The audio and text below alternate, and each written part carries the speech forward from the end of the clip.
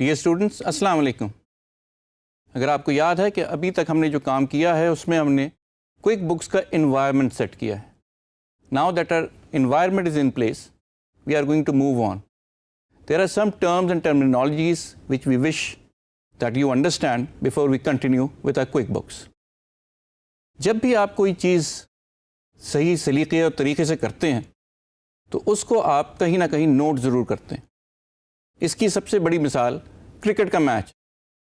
Cricket کے match میں جب بھی آپ کرکٹ کی دو ٹیموں کو آپ نے سامنے دیکھتے ہیں تو ایک اور فرد جس کا بہت اہم کردار ہے وہ ہے اسکورر۔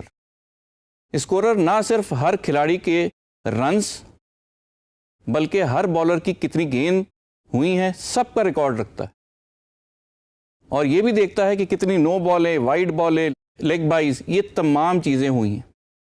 اس کا کام اس پورے شو میں اس بندے کا ہے جو کہ ایک ریکارڈ کیپر۔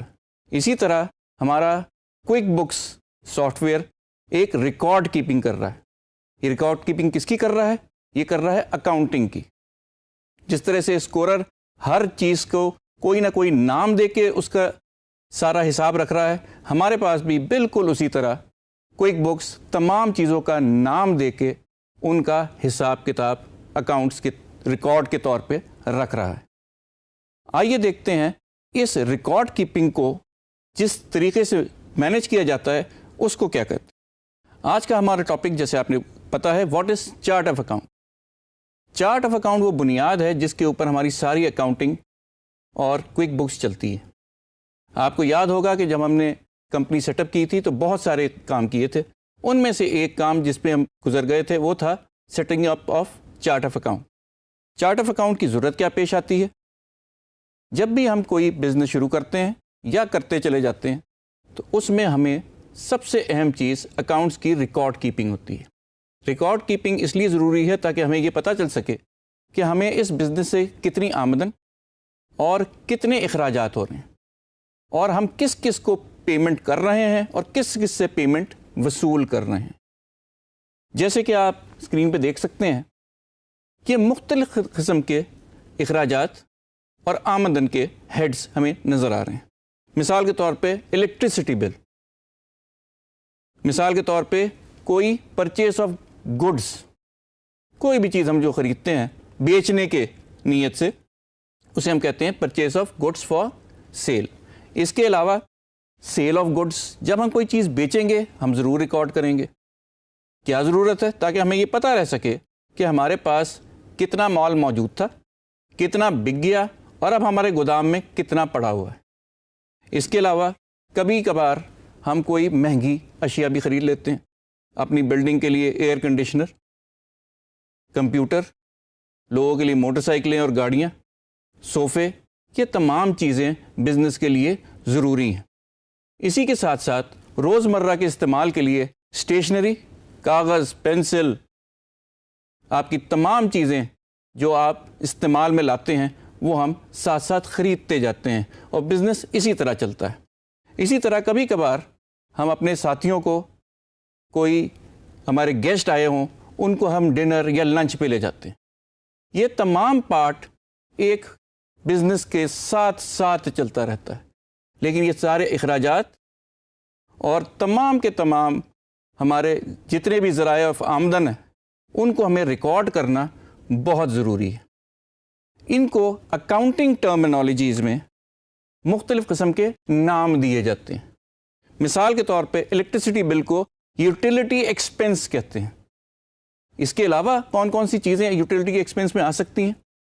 یقیناً آپ کو اندازہ ہو گیا ہوگا، بجلی کے علاوہ پانی کا بل، اور اس کے علاوہ گیس کا بل۔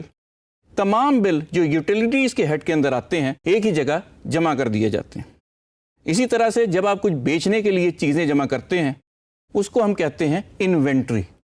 انوینٹری کے لیے جو جو چیزیں آپ اپنی دکان کے لیے، اپنے کاروبار کے لیے خریدیں گے ان کو بھی ہم ایک جگہ لسٹ کر کے ان کی قیمت اور ان کے نمبرز لکھتے چلے جاتے ہیں تاکہ ریکارڈ رہ سکے، اور جیسے جیسے ہم سیل کرتے جاتے ہیں اسی طرح سے ہم انوینٹری کو کم کرتے جاتے ہیں اور سیلز کی بھی رقم بھی نوٹ کرتے جاتے ہیں۔ ٹھیک ہے جی، اس کو ہم کیا کہتے ہیں؟ سیلز۔ اس کے علاوہ جب بھی ہم کوئی مہنگی چیز اپنی کمپنی کے لیے خریدتے ہیں، بھلے وہ فرنیچر ہو، بھلے وہ کوئی بھی ہمارا کمپیوٹر ہو، کوئی بھی ایسی چیز ہو، ایسٹ جو 2 یا 3 سال کم از کم چلے، اس کو ہم فکسڈ ایسٹ کے زمرے میں لاتے ہیں، اور یہ تمام ٹرمز اکاؤنٹنگ میں استعمال ہو رہی ہیں۔ اسی طرح جب بھی ہم کسی اور قسم کا کوئی بھی خرچہ کرتے ہیں، مثال کے طور پہ ہم نے اپنے آفس کے لیے کوئی بھی پین، پیپر، پرنٹنگ اسٹیشنری خرید لی، ان تمام کو ہم خرچہ یا ایکسپنس ہیڈ کہتے ہیں۔ اور جب بھی ہم اپنے کسی بھی گاہک کو، اپنے کسی کسٹمر کو، اپنے کلائنٹ کو کہیں کھانے پہ لے جاتے ہیں تو اس کو بھی ہم ضرور ریکارڈ کرتے ہیں۔ کیوں؟ یہ بھی ایک ہمارا خرچہ ہے، اس کو ہم کہتے ہیں انٹرٹینمنٹ ایکسپنس۔ اب یہ اتنے ٹائپ آف انکم اور ایکسپنسز ہمارے سامنے آ گئے، اس تمام چیزوں کی جب ہم لسٹ کرتے ہیں تو ایک چارٹ بن جاتا ہے، جس چارٹ میں ہم تمام اپنے ایکسپنسز اور تمام اپنے انکم لکھتے چلے جاتے ہیں۔ اچھا، بعض دفعہ یہ ہو سکتا ہے کہ ان تمام نمبرنگ، بلکہ یہ تمام جو ہم نے ڈیٹیل یہاں دی ہوئی ہے وہ آپس میں مکس نہ ہو جائے، تو ہم اس کو نمبر کر دیتے ہیں۔ اس نمبرڈ اسکیم کو ہم کہتے ہیں چارٹ آف اکاؤنٹس، جس میں کہ ہمارے تمام اخراجات، تمام آمدن، اور اس کے علاوہ اگر ہم نے کسی کو پیسہ دینا ہے اس کی لسٹ، اگر ہم نے کسی سے پیسہ لینا ہے اس کی لسٹ، اور سب سے اہم جتنے پیسے ہم نے اپنی جیب سے اس بزنس میں لگائے ہیں یا ہم نے کسی سے قرض لے کے بزنس میں لگائے ہیں، ان تمام کی لسٹ ایک آدھ جگہ موجود ہونی ضروری ہے۔ اس کے بغیر کوئی بھی حساب کتاب یا اکاؤنٹنگ رکھنا ممکن نہیں ہوتا۔ اس طریقہ کار کو جس کے اوپر ہم کام کرتے ہیں، اور اس پوری اکاؤنٹنگ کی جو بیس ہے وہ چارٹ آف اکاؤنٹ پہ ہے۔ آپ کے جتنے بھی انکم یا ایکسپنس ہوگا وہ ہم کہیں نہ کہیں ریکارڈ ضرور کریں گے، اور ریکارڈنگ کے جو ہیڈز ہیں وہ کہلاتے ہیں chart of accounts. The core of your accounting system is going to be chart of account, جس کے اوپر آپ کا تمام اکاؤنٹنگ کی عمارت کھڑی ہوگی۔ اچھا، ہم نے یہی کام جب ہم ایک اپنی کمپنی سیٹ اپ کر رہے تھے تو کوئک بکس کے اندر کیا تھا۔ وہ ہم نے کام کس طرح سے کیا؟ جب ہم ڈیفائن کر رہے تھے کہ ہماری کمپنی کس ٹائپ کا کام کرے گی، اگر آپ کو یہ اسکرین یاد ہو جو ہمیں ابھی نظر آ رہی ہے، تو ہم نے چوز کیا تھا کہ کنسٹرکشن کا ہم کام کریں گے۔ جیسے ہی آپ نے کمپنی کا کام کا تعین کیا اور سلیکشن کی، تو کوئک بکس کے پاس جو اسٹینڈرڈ چارٹ آف اکاؤنٹ موجود ہے اور جو لنکڈ ہے کنسٹرکشن بزنس کے ساتھ، وہ آپ نے خود بخود چوز کر لیا ہے اپنے کام کے لیے۔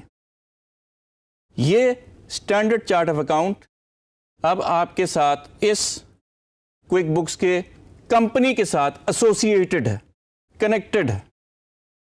اس کا یہ مطلب نہیں ہے کہ اب آپ کا کام ختم ہو گیا، آپ اس چارٹ آف اکاؤنٹ میں اضافہ بھی کر سکتے ہیں اور حسب ضرورت کمی بھی کر سکتے ہیں، لیکن آپ کو ایک بنا بنایا chart of account QuickBooks دے رہا ہے۔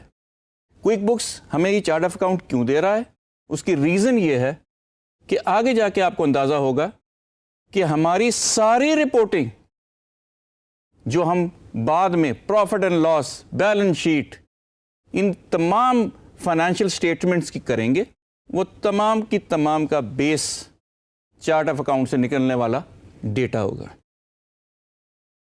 اسی طرح جب ہم نے یہ کوئک بکس میں اپنا کمپنی کریٹ کرتے ہیں تو ہمارے ساتھ جو ایسوسیٹڈ چارٹ آف اکاؤنٹ ہے وہ آپ کو اس وقت اسکرین پہ نظر آ رہا ہے۔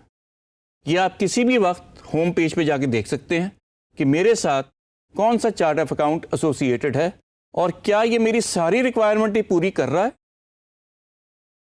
عام طور پہ یہ ساری ریکوائرمنٹیں پوری نہیں کر رہا ہوتا، لیکن آپ کیونکہ اب نالجبل ہیں، now that you know how to proceed and how to engage with chart of account, you can add any number of items in the chart of account as per your requirement۔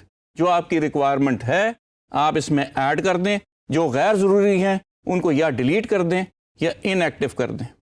یہ کیسے ہوگا یہ ہم اپنے next lecture میں دیکھیں گے، لیکن جاتے جاتے فائنل میں آپ کو ایک چیز دکھاتا جاؤں، یہ دیکھ لیں، یہ ہے ہمارا کوئک بکس کا چارٹ آف اکاؤنٹ کا نمبرنگ سسٹم۔ ٹھیک ہے جی، اس میں یہ جو بہت سارے ہیڈز لکھے ہوئے ہیں یہ ہم ڈسکس کریں گے اپنے نیکسٹ ٹاپک میں۔ Thank you.